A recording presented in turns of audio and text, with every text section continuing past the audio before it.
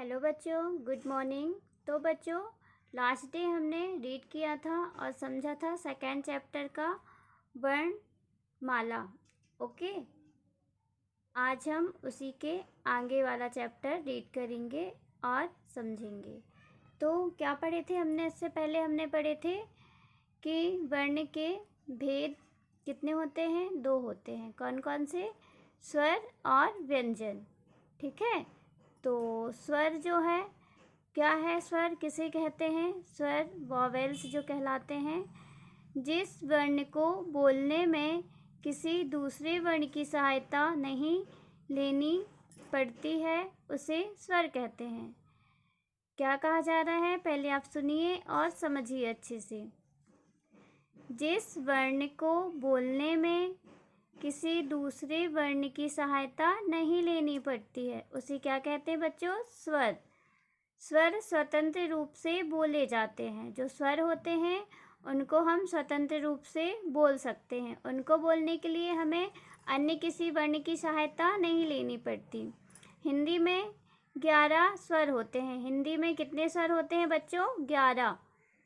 11 स्वर होते हैं। ये निम्न है जो ये दिए हुए हैं: अ, आ, इ, ई, उ, ऊ, री, ऋषि, ए, ऐ, ओ, औ। क्या है? ये स्वर हैं। कितनी है इनकी संख्या? 11। ठीक है।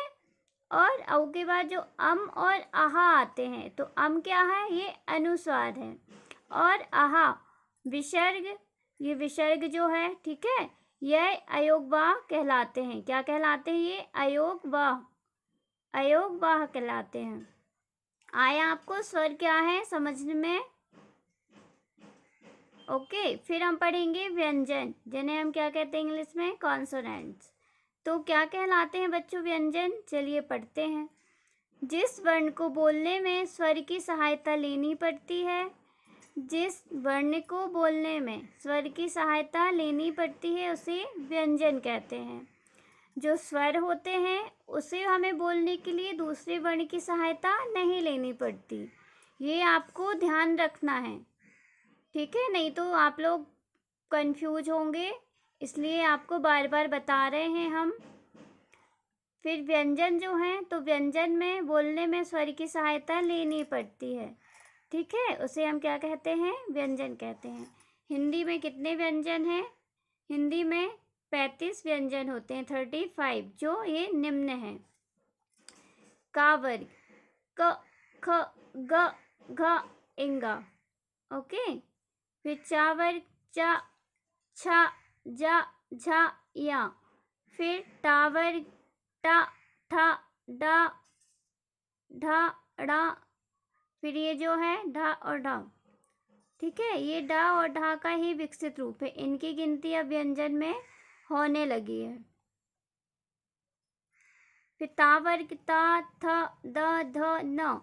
पा वर्ग, पा, फा, बा, भा, मा।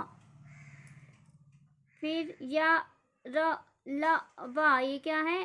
अंतः स्वस्थ व्यंजन। सा, सा, शा, हा ऊष्म व्यंजन है।